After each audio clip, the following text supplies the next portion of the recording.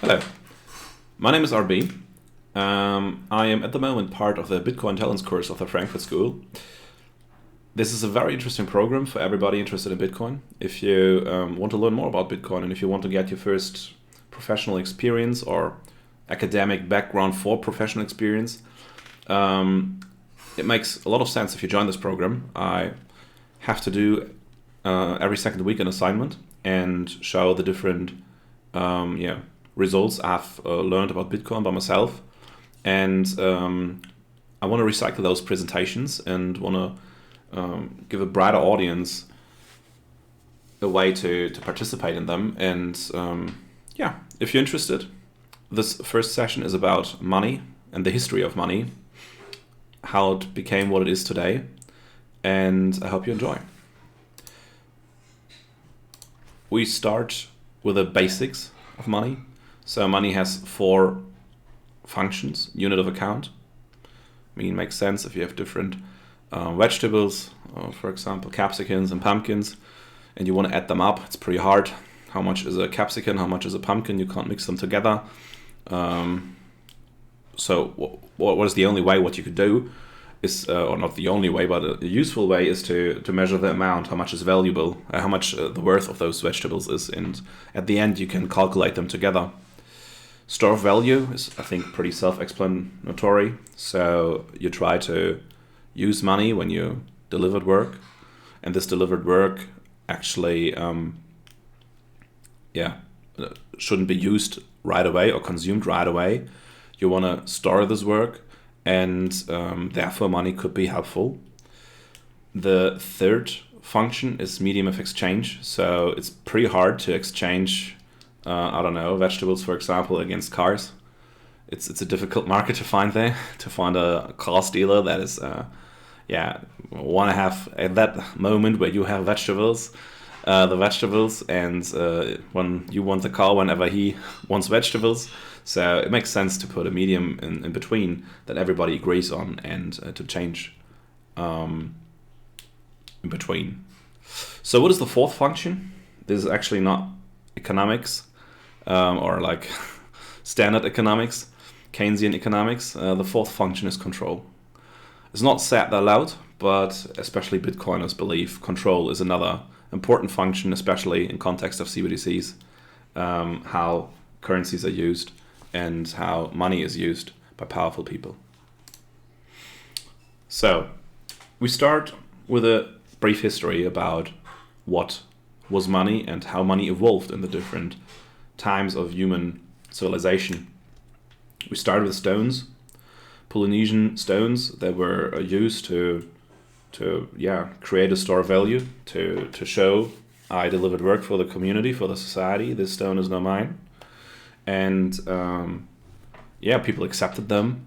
It was like one of the first forms of money humankind ever found, and stones had the big disadvantage that obviously on an island they work, but away from an island where you have like millions and tons of stones, those currency could have been easily inflated. So it was one of the weaker forms of currencies. In other cultures we have seen seashells. Like mostly seashells were used, they were very seldom, so you couldn't find them everywhere on the beach. You had to put a significant amount of work into them to actually find them. It's like the first way how money also came in connection with luxury goods, with jewelry. So people like to wear them, people like to use them as jewelry, and these kind of things then became money. You didn't necessarily need them to survive, but they made you beautiful, and you could build beautiful things out of them. And because there was no other function for this product was stored. This product was used as a medium of exchange at the end. When seashells could be found in bigger amounts, and when seashells also showed not to be very strong and being like holding their value over the years because they broke apart, for example, people focused more and more on precious metals, gold, silver, as example, or platinum. Different ways of different metals were used over the time depending on which region you were, depending how much you had from this, and depending how far the technology already went from extracting these metals and to transform them into tradable goods. Because you had like a problem when you had this metal in your hand, you didn't know how much of this metal you had in your hand, and when you were exchanging it to another person, he couldn't confirm that this was the right amount of metal inside the coin. I mean, was there a bit more silver in the gold or a bit more iron, like cheap iron or copper?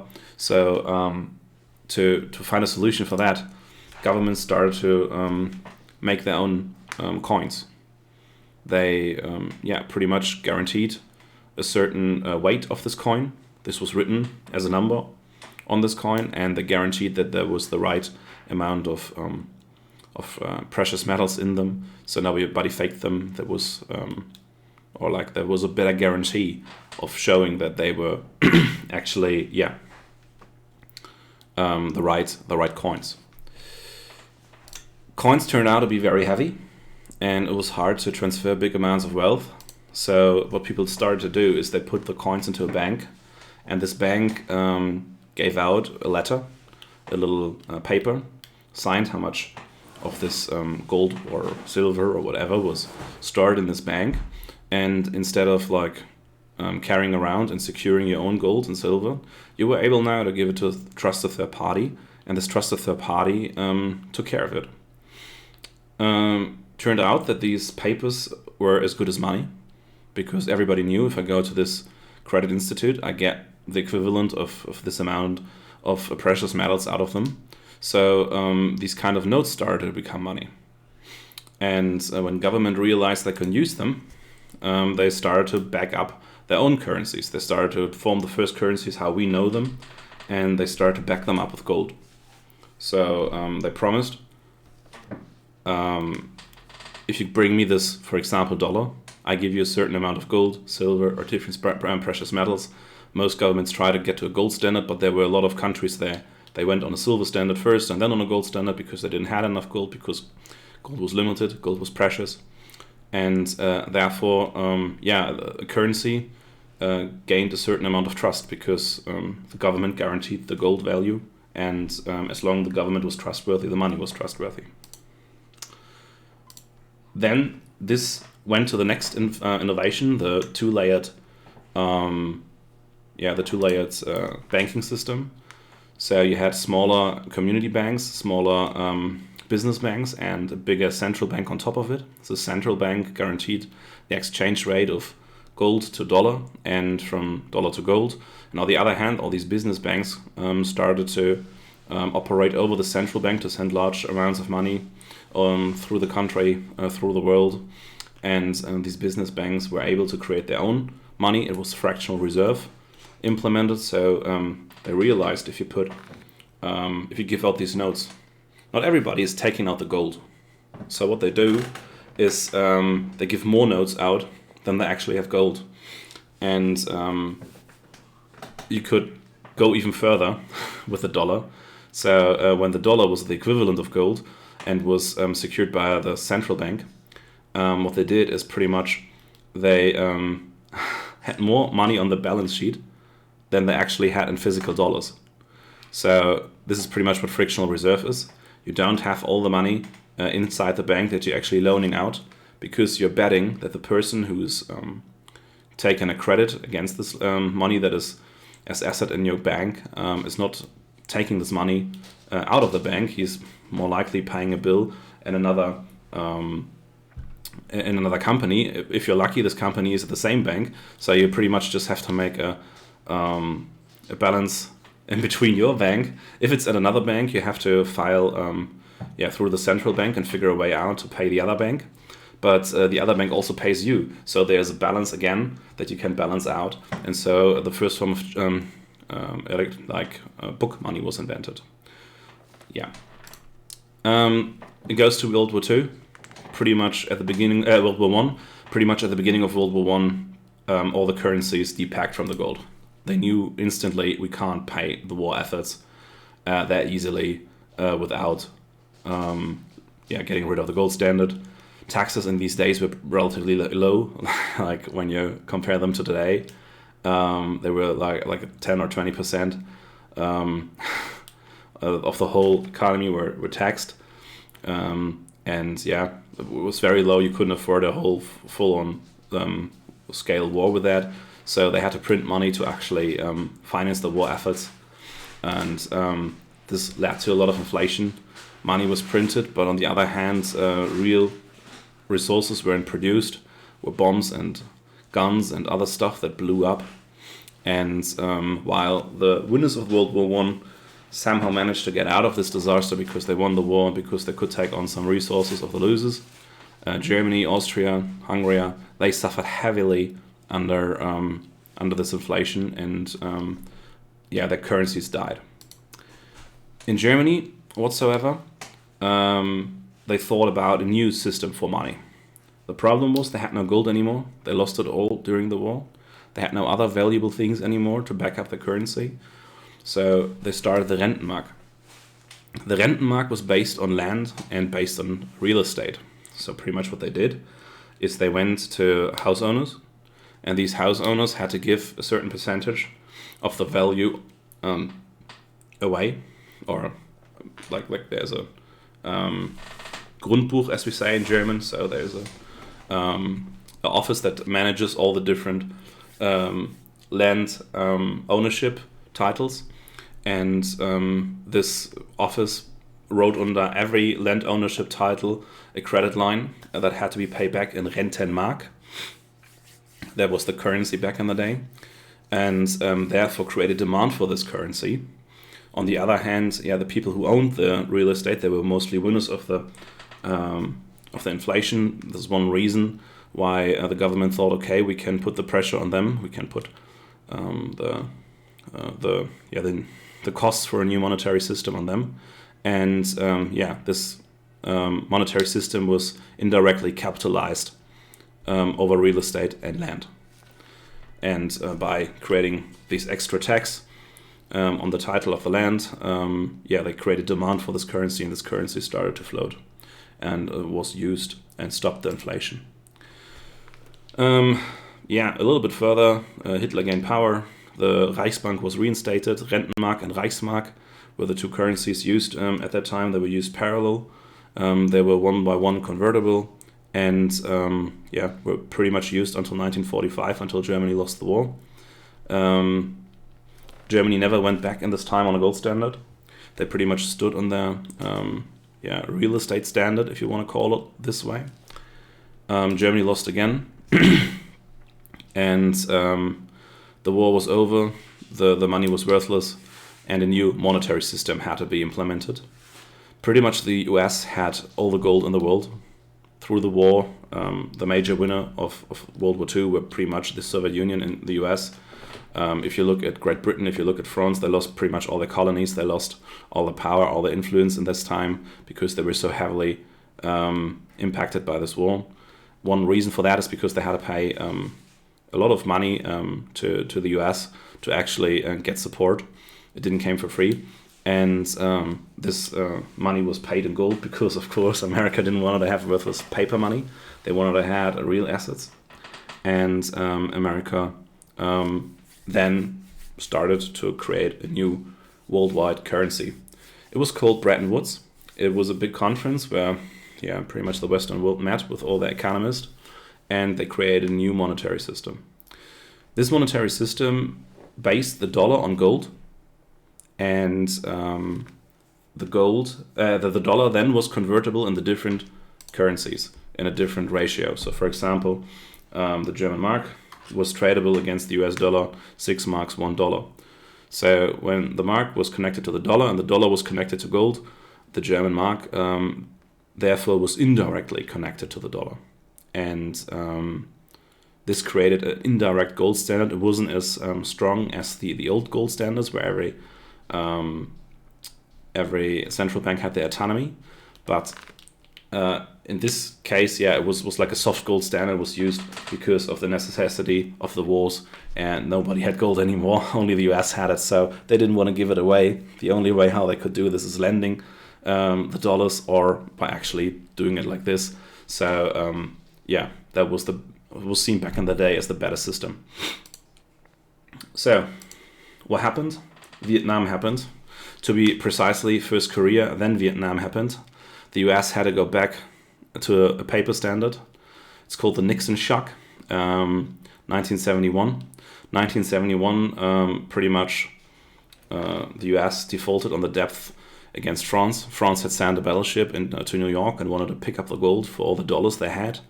And America, had to be honest, like, and said, okay, we printed too much dollar. We betrayed actually Bretton Woods, and we gave more dollars out than we had gold. We give you more dollars if you leave. And because France had no other opportunity or other option, they did. And since then we live again in the fiat standard, which means that banks are using, pretty much government debt is used to create money.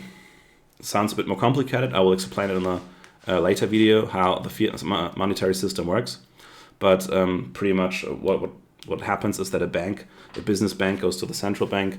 They give the central bank a bond of the jurisdiction. Mostly it's a government bond from the country they are part of. And in exchange, they get fresh US dollars from the central bank. Whatever.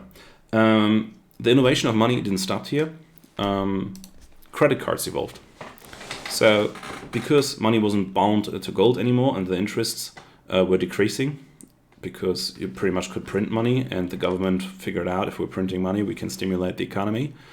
When you can stimulate the economy and print money, you have pretty high inflation. When you have pretty high inflation, interests don't hurt anymore so much. So there was a new product becoming very famous that existed before already under the gold standard, but was used much more extensively within the US.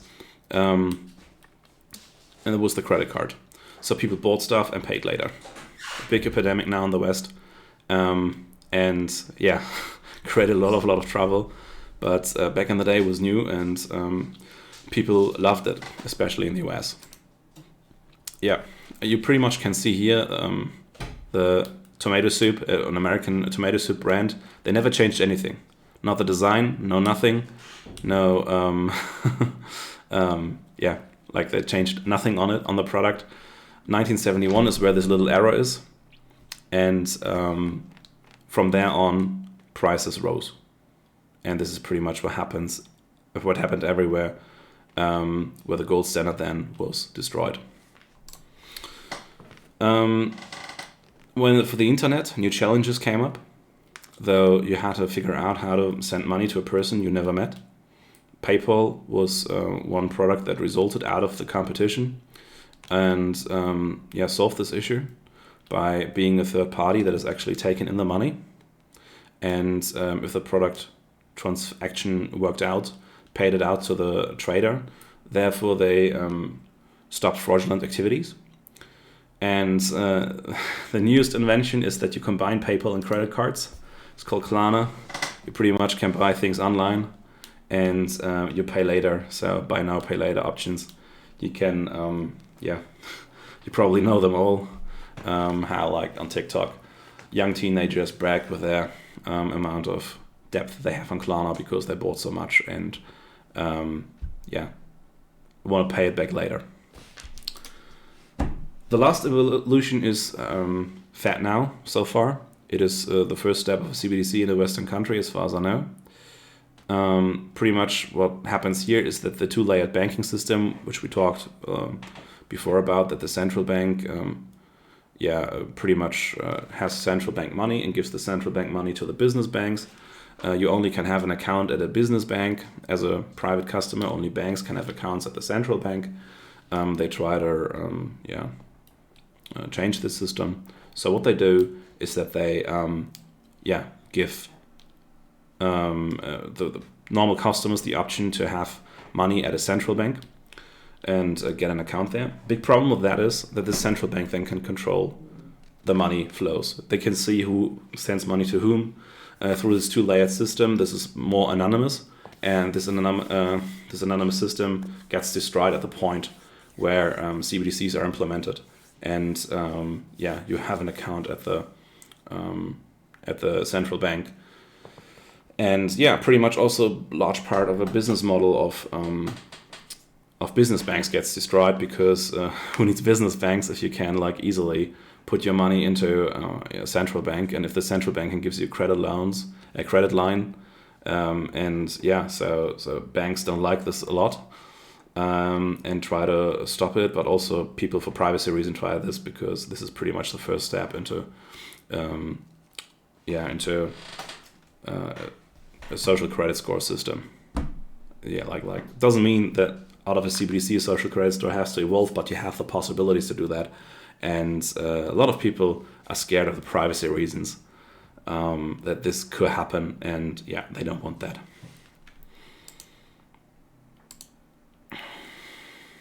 Yeah, this is the topic for the next video. I want to talk about what will happen if fiat fails. So we're talking about how Bitcoin actually could be implemented in a fiat-run monetary system. And yeah, I hope you enjoyed it. Be excited for the next video, and gonna see us there. Goodbye.